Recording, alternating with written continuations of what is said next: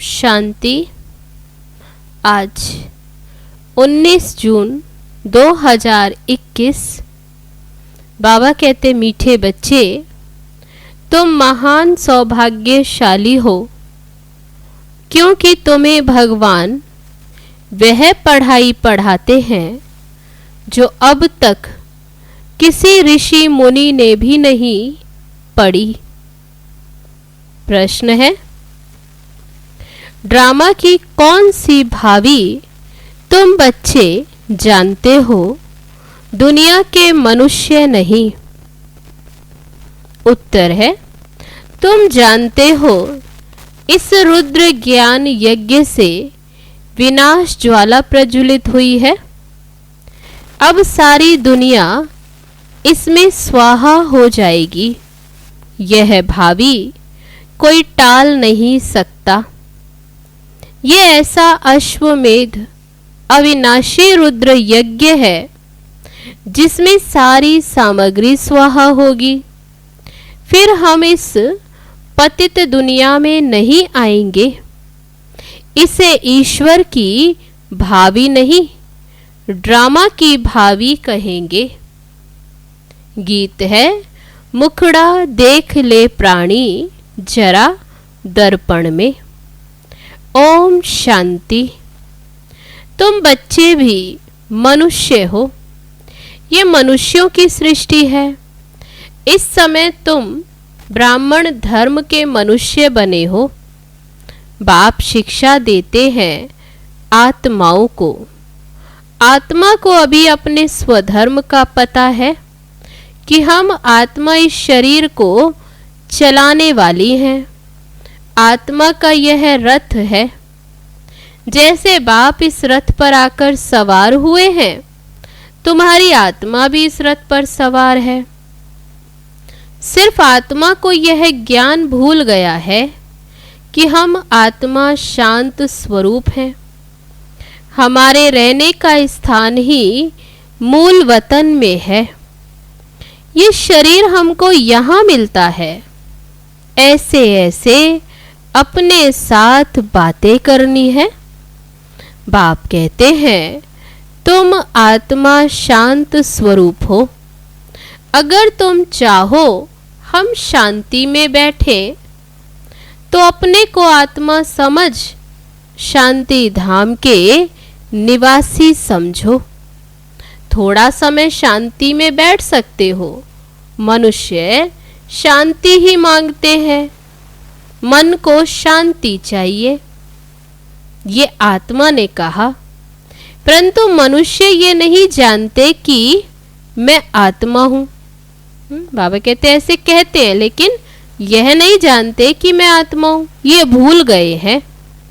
एक कहानी भी है ना कि रानी के गले में हार पड़ा था और वह ढूंढती थी बाहर में। तो बाप भी समझाते, शांति तो तुम्हारा स्वधर्म है।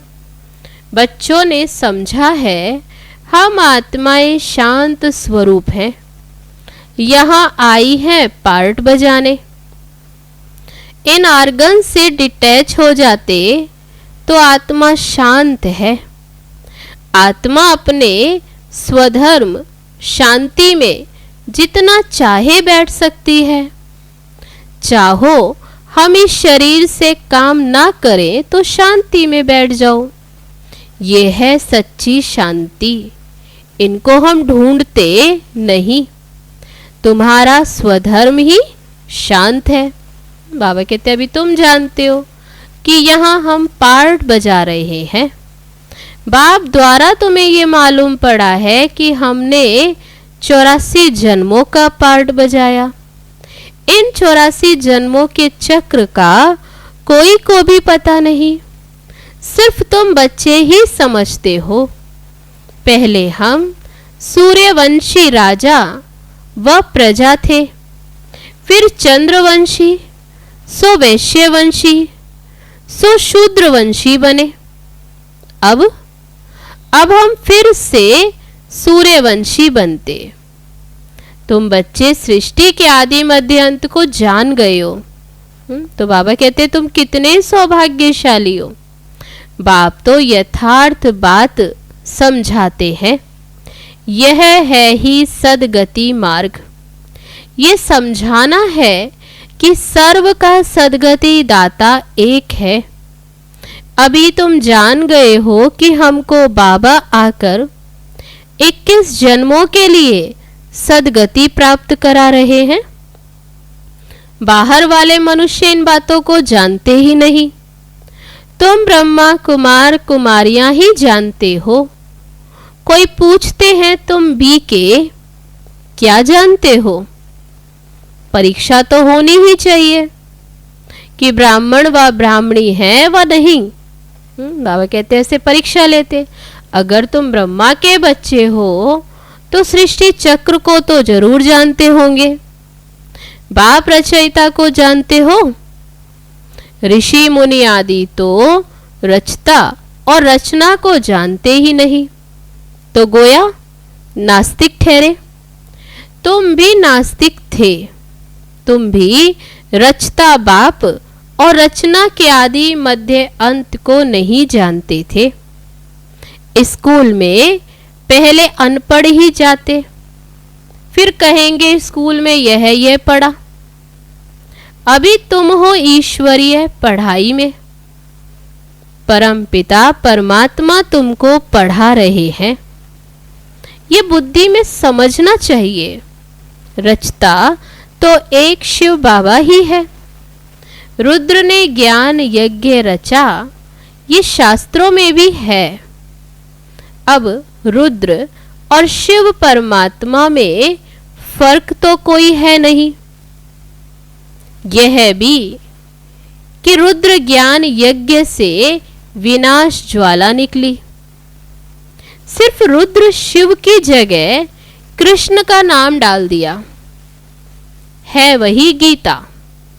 कहते हैं कि इस ज्ञान यज्ञ से विनाश ज्वाला प्रज्वलित हुई। तो स्वराज्य के लिए ये ज्ञान यज्ञ है। इसमें सारी पुरानी दुनिया स्वाहा होनी है। यज्ञ में सारी आहुति अर्थात सामग्री डालते हैं, सब स्वाहा कर देते। तो बाबा कहते अंत में सब स्वाहा हो जाता। तो इस रुद्र ज्ञान यज्ञ में भी सारी पुरानी दुनिया स्वाहा हो जाएगी। तुम अभी ये राजयोग सीख रहे हो। इस पतित दुनिया में फिर आएंगे नहीं। ये दुनिया ही पुरानी खत्म हो जानी है। तुम जानते हो नेचुरल कैलेमिटीज आदि सब होंगे। ये सारी नॉलेज तुम्हारी बुद्धि में बैठना चाहिए। शिव बाबा कहते हैं मेरी बुद्धि में ही सारा ज्ञान है। शिव बाबा जो ज्ञान का सागर, वे बाप सत्य है, चैतन्य है। सृष्टि के आदि मध्य अंत को जानते हैं। ऋषि मुनि तो कहते कि हम रचता और रचना को नहीं जानते। तुमसे कोई पूछेंगे तुमको क्या मिलता है, तो बोलो जिसको बड़े बड़े ऋषि मुनि आदि कहते थे कि हम रचता और रचना के आदि मध्य अंत को नहीं जानते, सो हम जानते हैं। रचता बाप के सिवाय रचना के आदि मध्यांत का राज कोई समझा नहीं सकता। तब ये राज स्वयं बाप आकर समझाते। रचता ही समझाएंगे। तुमको मालूम है मक्खियों की भी रानी होती है। रानी के साथ पीछे पीछे सब मक्खियां आती हैं। रानी अर्थात माँ के साथ उनका कितना संबंध है। बेहद का बाप भी आते हैं तो सभी बच्चों को ले जाते हैं। रानी अर्थात माँ के साथ उनका कितना संबंध है। तो बाबा कहते बेहद का बाप भी आते हैं तो सभी बच्चों को साथ लेकर जाते। अभी तुम जानते हो कि बाबा आया हुआ है। हम आत्माओं को साथ ले जाएंगे शांति धाम में। फिर से हमारा सत्युग का पाठ शुरू होगा। जिस पार्ट बजाने के लिए तुम ये देवी देवता पद पा रहे हो, यहाँ तुम आते ही हो। किस लिए आते हैं? मनुष्य से देवता पद पाने। सब गुण यहाँ धारण करने हैं। इन लक्ष्मी नारायण जैसा बनना है। इनको दिव्य दृष्टि के सिवाय कोई देख न सके। अभी तुम जानते हो, हम सूर्यवंशी देवता बनेंगे। तुम्हारी बुद्धि में है कि स्वर्ग की राजधानी कैसे स्थापन होती है। सतयुग में था ही देवताओं का राज्य, परंतु देवताओं के राज्य में भी फिर राक्षस आदि दिखाए। कहा कृष्ण के साथ कंस, तो बाबा कहते ऐसे राक्षस आदि दिखाए। अब ये कोई जानते ही नहीं। भारत कितना पवित्र था, महिमा भी गाते सर्वगुण संपन्न, 16 कला संपूर्ण। उनके आगे माथा भी टेकते। मंदिर भी बहुत बने हुए हैं, परंतु यह पता नहीं कि आदि सनातन देवी देवता धर्म सत्युग का कब और कैसे स्थापन हुआ। भारत जो इतना ऊंच था, वह नीच कैसे बना, इतना गिरावट में कैसे आया, ये किसको भी पता नहीं। कहते ये भावी बनी बनाई है। किसकी भावी है वह भी नहीं जानते। ड्रामा की भावी समझे तो समझ में आए। ड्रामा का रचयिता, क्रिएटर, डायरेक्टर कौन है? सिर्फ कह देते ईश्वर की भावी।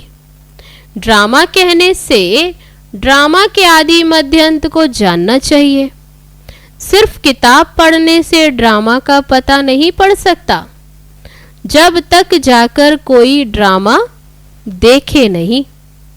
जैसे अखबार में भी पढ़ा था, एक कृष्ण चरित्र का ड्रामा बना हुआ है, परंतु देखने बिगर कोई समझ थोड़ी सकते। देखेंगे तब कहेंगे, समझेंगे कि हाँ ये ड्रामा में सब होना है। तुम बच्चे भी ड्रामा को अभी समझते हो। मनुष्य कहते कि वर्ल्ड की हिस्ट्री ज्योग्राफी का ये चक्र है जो फिरता रहता, परंतु ये कैसे फिरता ये किसी को भी पता नहीं।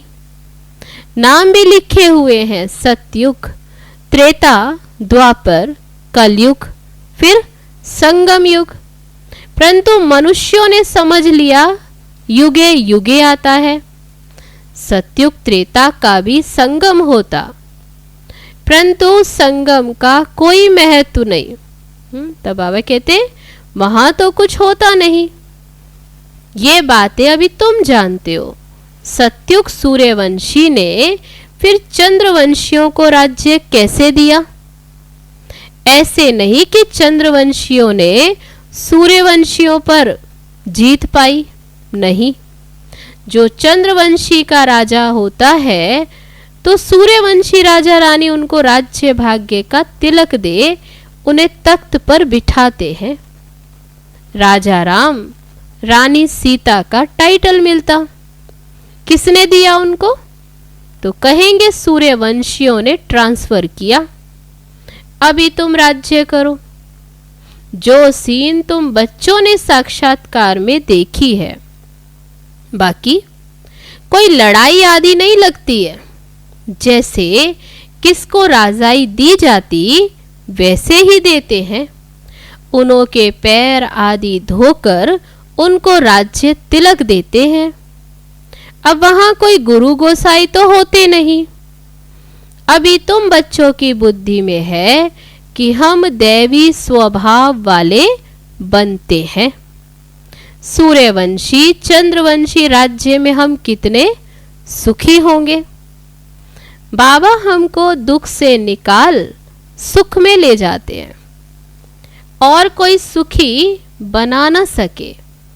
तब बाप ही आकर के हमें सुख घनेरे देते हैं। साधु लोग खुद भी चाहते हैं कि हम शांति धाम में जाएं।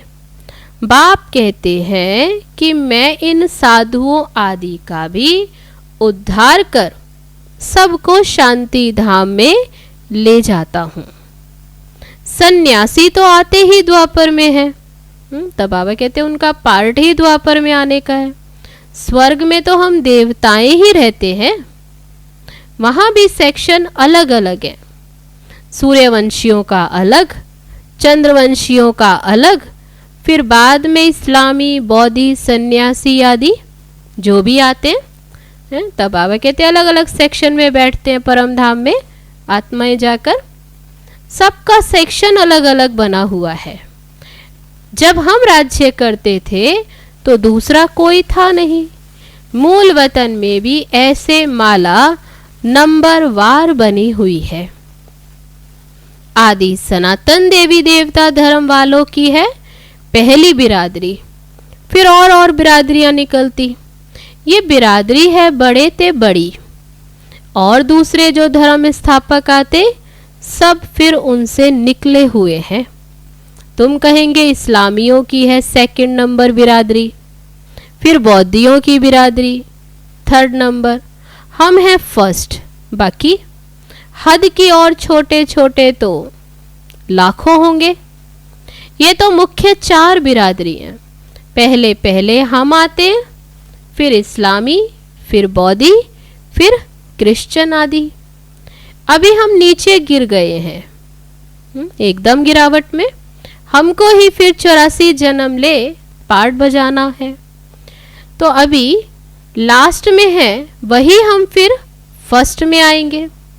देवी देवताएं अब पतित होने के कारण फिर अपने को देवी देवता तो कहला नहीं सकते। देवताओं को तो पूजते हैं। इससे ये सिद्ध है कि उन्हों की बिरादरी के हैं। सिख लोग गुरु नानक को मानते हैं, वे उनकी बिरादरी के हैं। सतयुग में पहला नंबर हमारी बिरादरी, उनसे ऊंच बिरादरी तो कोई होती नहीं, सबसे ऊंच घराना।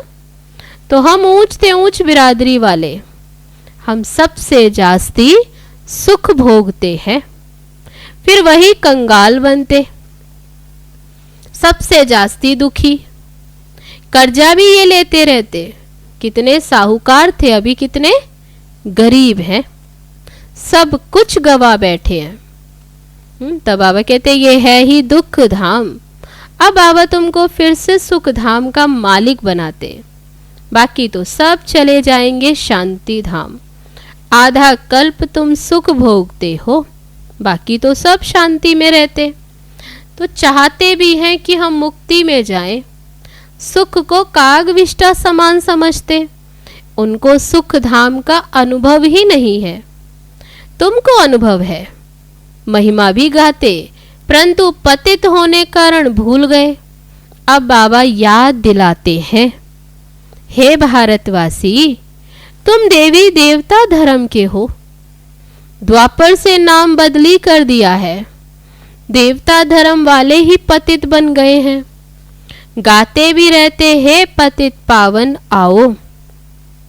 बाप ने बताया, तुम कितने जन्म पावन दुनिया में थे, कितने जन्म पतित दुनिया में है, अब फिर पावन दुनिया में जाना है।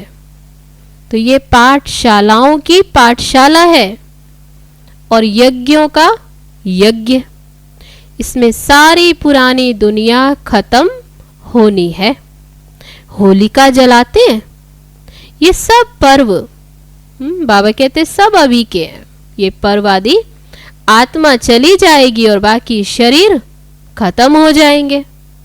जैसे होलिका जलाते, ऐसे बाबा कहते इसमें भी आत्मा तो चली जाएगी और शरीर खत्म हो जाते, जल जाते। ये नॉलेज कोई सन्यासी आदि तो दे ना सके। गीता में कुछ है सच्चाई, परंतु वह है आटे में लून। ज्ञान तो प्रायलोप हो जाता। शिव बाबा कहते हमने ये यज्ञ रचा है, इनमें अपना तन मन धन सब स्वाहा करते हो, जीते जी मरते हो। ये ज्ञान तुमको अभी मिल रहा है। अच्छा, मीठे मीठे सिकीलदे बच्चों प्रति माता पिता बाप दादा का याद प्यार और गुड मॉर्निंग। रूहानी बाप की रूहानी बच्चों को नमस्ते। हम रूहानी बच्चों की रूहानी बाप दादा को नमस्ते नमस्ते। ओम शांति। अब है धारणा के लिए मुख्य सार। पहली पॉइंट, सुख धाम में जाने के लिए अपना दैवी स्वभाव बनाना है। ड्रामा के आदि मध्य अंत के राज को बुद्धि में रख हर्षित रहना है। सबको यही राज समझाना है। दूसरी पॉइंट, स्वराज्य लेने के लिए इस बेहद यज्ञ में जीते जी अपना तन मन धन स्वाहा करना है। सब कुछ नई दुनिया के लिए ट्रांसफर कर लेना है। अब है वरदान। सर्व आत्माओं पर स्नेह का राज्य करने वाले विश्व राज्य अधिकारी भव। जो बच्चे वर्तमान समय सर्व आत्माओं के दिल पर स्नेह का राज्य करते हैं, वही भविष्य में विश्व के राज्य का अधिकार प्राप्त करते हैं। अभी किसी पर ऑर्डर नहीं चलाना है। अभी से ही विश्व महाराजन नहीं बनना है। अभी विश्व सेवाधारी बनना है। स्नेह देना है। देखना है कि अपने भविष्य के खाते में स्नेह कितना जमा किया है। विश्व महाराजन बनने के लिए सिर्फ ज्ञान दाता नहीं बनना, इसके लिए सबको स्नेह अर्थात सहयोग दो। अब है आज का स्लोगन। जब थकावट फील हो तो खुशी में डांस करो, इससे मूड चेंज हो जाएगी। अच्छा, ओम शांति।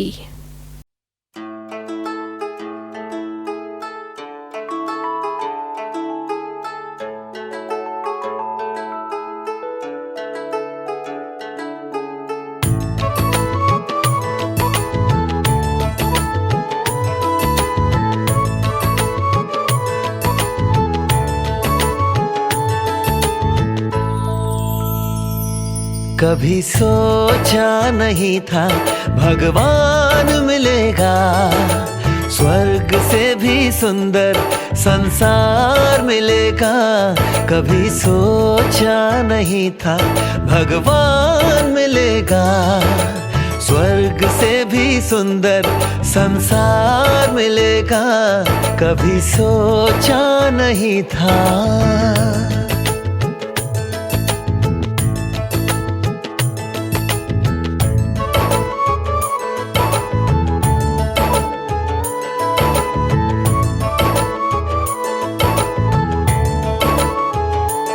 देख संगम का आनंद हर गम चला गया, मिला मीठा परिवार ये एहसास हो चला। देख संगम का आनंद हर गम चला गया, मिला मीठा परिवार ये एहसास हो चला। उजड़े जहां चमन में फिर से फूल खिलेगा। कभी सोचा नहीं था भगवान मिलेगा, स्वर्ग से भी सुंदर संसार मिलेगा। कभी सोचा नहीं था।